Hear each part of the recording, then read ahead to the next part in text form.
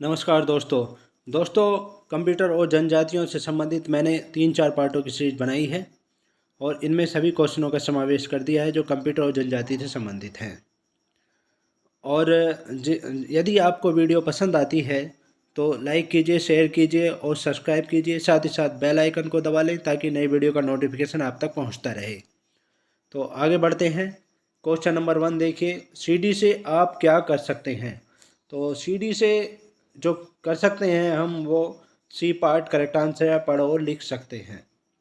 Next question देखिए, निम्न में से कौन सा ऑप्टिकल डिस्क का उदाहरण है। तो इनमें से ऑप्टिकल डिस्क का जो उदाहरण है वो है सी पार्ट करेक्ट आंसर है डिजिटल वर्सैटिल डिस्क।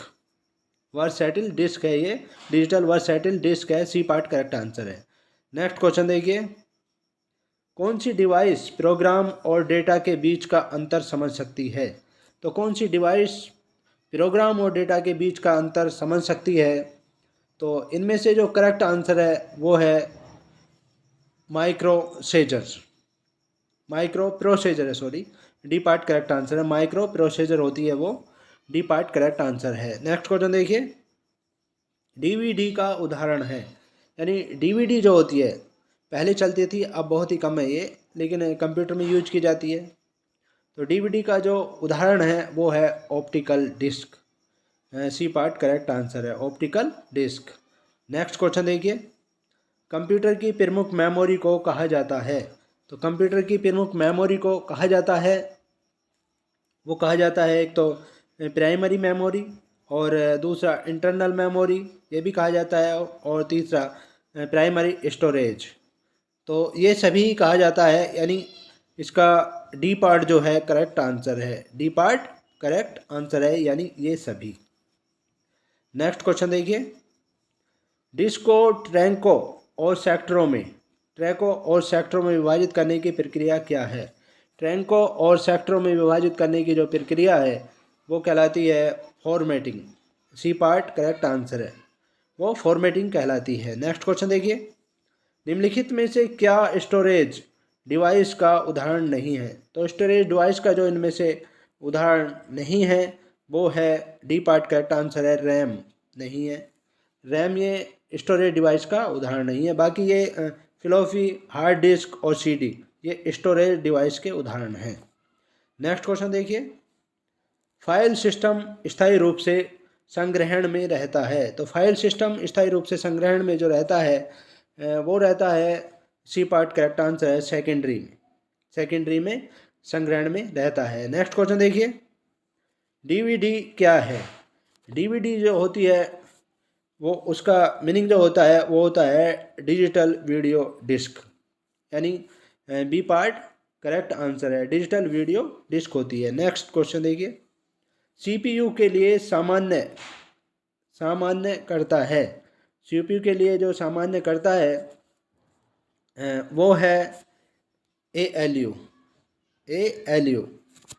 ये सी पार्ट करेक्ट आंसर है। नेक्स्ट क्वेश्चन देखिए,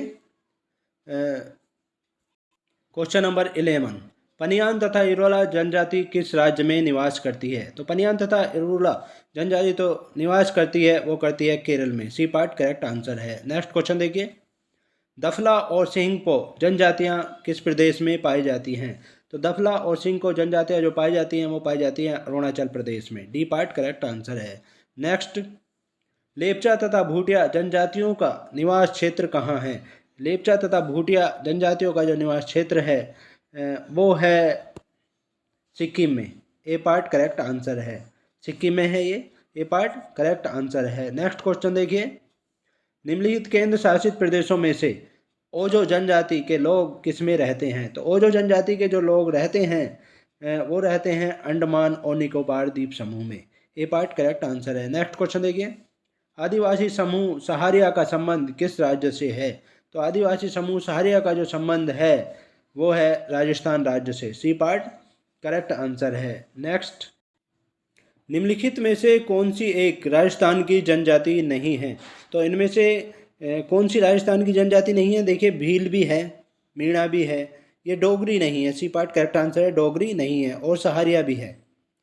नेक्स्ट क्वेश्चन देखिए, मुंडा जनजाति कहाँ निवास करती है?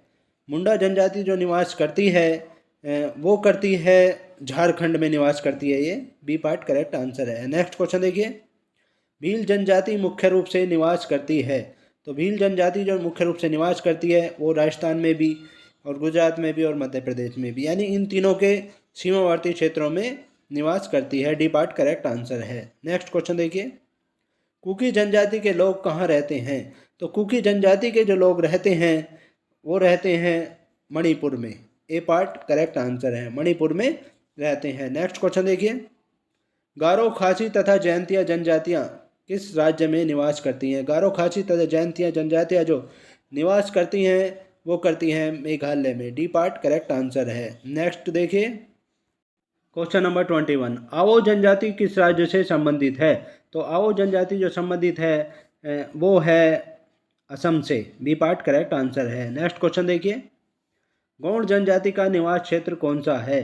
तो गौड़ जनजाति का जो निवास क्षेत्र है वो है आंध्र प्रदेश। सी पार्ट करेक्ट आंसर है इन ऑप्शन के आधार पर। नेक्स्ट क्वेश्चन देखिए, निम्नलिखित में से किस राज्य में मुख्यतः कुकी जनजाति निवास करती है?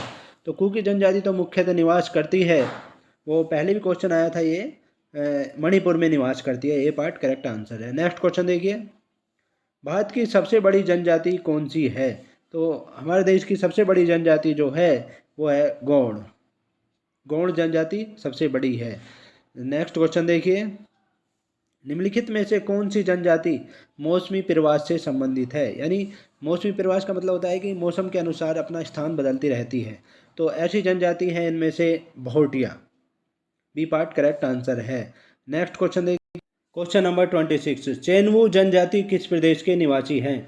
तो चैनवू जनजाति जो है वो है इनमें से है आंध्र प्रदेश की। बी पार्ट करेक्ट आंसर है। नेक्स्ट क्वेश्चन देखिए, ओराव जनजाति किस राज्य से संबंधित है? तो ओराव जनजाति जो संबंधित है वो है झारखंड राज्य से संबंधित है। सी पार्ट करेक्ट आंसर है। नेक्स्ट क्वेश्चन देखिए, टोडा जनजाति कहाँ पाई जाती है? तो टोडा जनजाति जो है नीलगिरी की पहाड़ियों में पाई जाती है। डी पार्ट करेक्ट आंसर है। नेक्स्ट क्वेश्चन देखिए, झारखंड राज्य की सबसे बड़ी जनजाति कौन सी है? तो झारखंड राज्य की सबसे बड़ी जनजाति जो है इनमें से वो है Santhal. D part correct answer है। नेक्स्ट, गारो जनजाति कहाँ की है? तो गारो जनजाति जो है वो है मेघालय की। डी पार्ट करेक्ट आंसर है। तो ये थे बहुत ही महत्वपूर्ण क्वेश्चंस।